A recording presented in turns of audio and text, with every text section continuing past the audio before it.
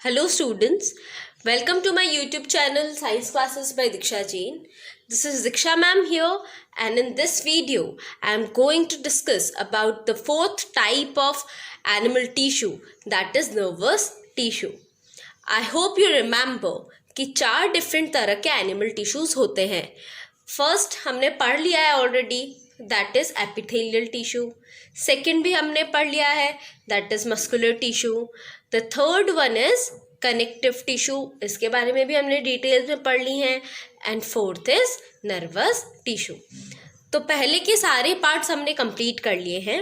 आज इस last video में मैं नर्वस टिश्यू पे डिस्कस करूंगी. So basically when we talk of nervous tissue, आपको कुछ बेसिक चीज़ पता होनी चाहिए.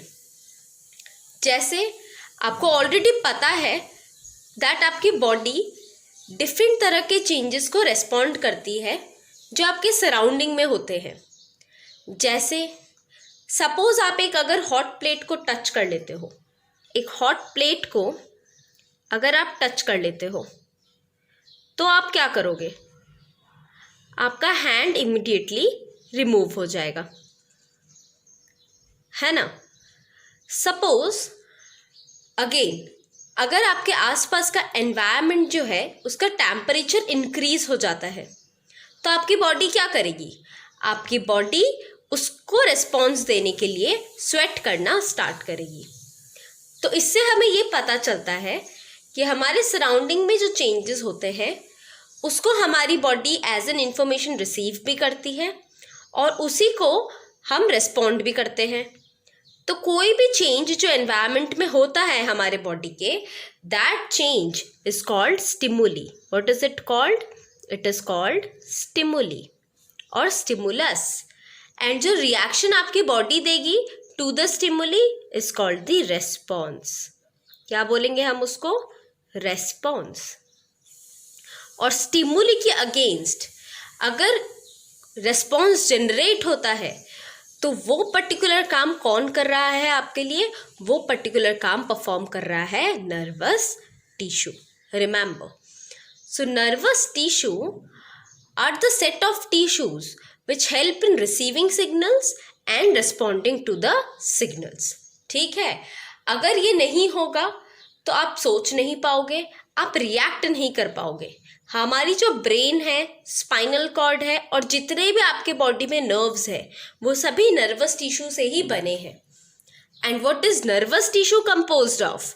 Nervous tissue is composed of these cells and these cells are called nerve cells or neurons. हमारे जो टिश्यूज हैं, nervous tissues, these are composed of large number of nerve cells or these are also called neurons. ठीक है.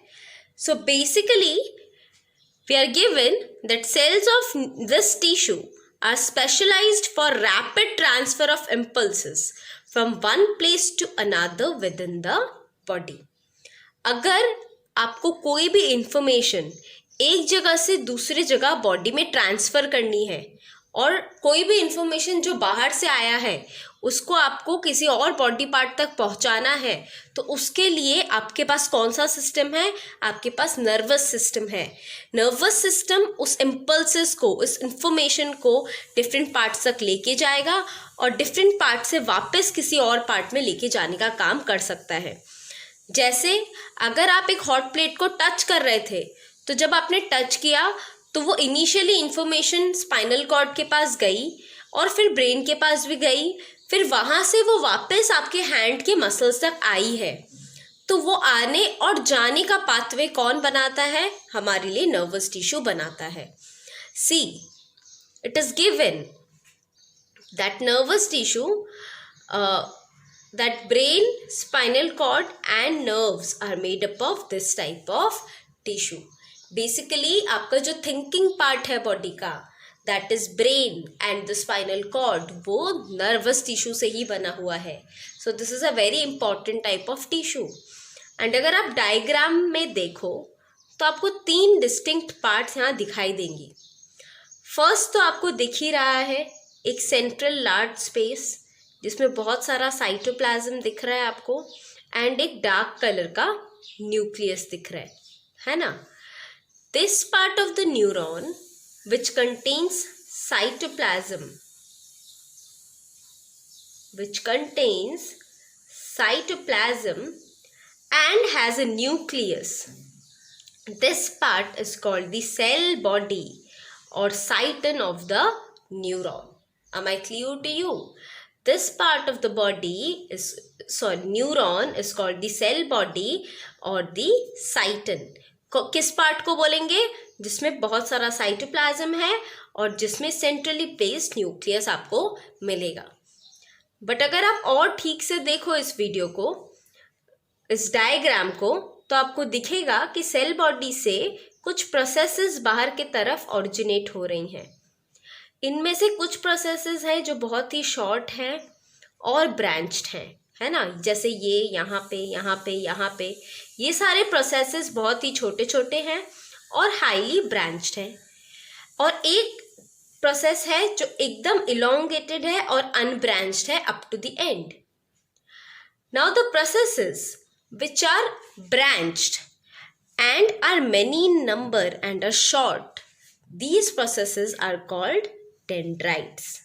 Remember, those processes which are small and branched and are many in number are called dendrites, whereas the single process which is elongated and unbranched till the end में आके ये branch होता है, but before the end ये completely unbranched है और काफ़ी ही लंबा है। इस पर्टिकुलर पार्ट को हम क्या बोलेंगे? इस पर्टिकुलर पार्ट को हम बोलेंगे axon of the neuron. Am I clear to you? So basically a nerve cell has 3 different parts. First one is called the cell body or the cyton. इससे 2 और पार्ट्स ऑरिजिनेट होते हैं। First is the dendrites which are short and highly branched, और इसमें protoplasm of course है ही, and axon. Axon elongated part है, unbranched till the end, but this also contains a large amount of protoplasm. ठीक है। And ये जो and part है जहाँ पे एक्सॉन आके फाइनली टर्मिनेट हो रही है, इस पार्ट को हम बोलते हैं नर्व एंडिंग्स। ठीक है। तो कोई भी इंफॉर्मेशन आपको याद रखना है, अगर आता है बॉडी में कहीं भी बाहर से, या ब्रेन को कोई भी इंफॉर्मेशन कहीं भी पहुंचाना है अगर, तो उस सिग्नल को रिसीव करने का काम किसका है? उस सिग्नल को रिसीव करने का काम डेंड्राइट्स का है। कोई भी बाहर की इंफॉर्मेशन या ब्रेन से आई हुई इंफॉर्मेशन को डेंड्राइट रिसीव करता है और फिर उसे सेल बॉडी में ट्रांसफ़र करता है। फिर सेल बॉडी से ये इंफॉर्मेशन कहाँ जाती है? Towards the axon. एक्सॉन से ये एक्सॉन एंडिंग्स की तरफ जाती है और किसी दूसरे न्यूरॉन या मसल पे एक्ट करती है। ठीक है। The part of the neuron that receives the signal, remember, is the dendrites, and the part that removes the signal away from the neuron or takes away the impulses is called the axon.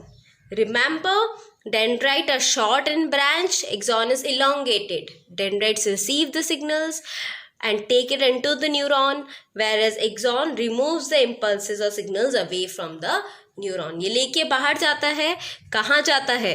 Towards the next neuron और कोई भी muscle cell या part of body जो पास में associated है। Am I clear to you? So here are the parts of neuron given. It has 3 parts: cyton, dendrite and axon. Cyton contains nucleus and cytoplasm.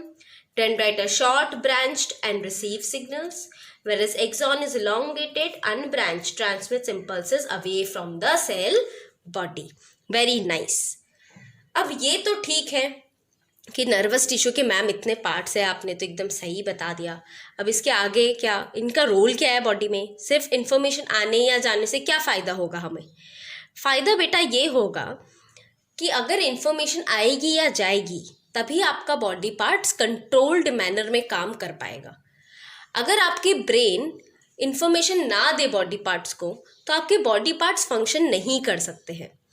तो brain जिसमें बहुत सारा neuron है वो वहीं से डिफरेंट बॉडी पार्ट्स को कनेक्ट करता है थ्रू द नर्व्स। सपोज ये ब्रेन है तो ब्रेन से different body parts through the nerves connect होती हैं, और स्पाइनल कॉर्ड से भी। तो जब दूसरे बॉडी पार्ट्स कनेक्ट होते हैं तो उस वजह से क्या होता है, आपका बॉडी पार्ट कंट्रोल में रहता है। आपको हैंड मूव करना है, कितना मूव करना है, ये सब आपका ब्रेन डिसाइड करता है। तो it controls the function of body parts, first function. And second is that it coordinates various body parts while performing a function. Suppose you need to eat food, तो at first आपके eyes को food को trace करना होगा, then आपके hands उसके पास जाएंगे, it will pick up the food, then you will take it inside the mouth and then you will chew it.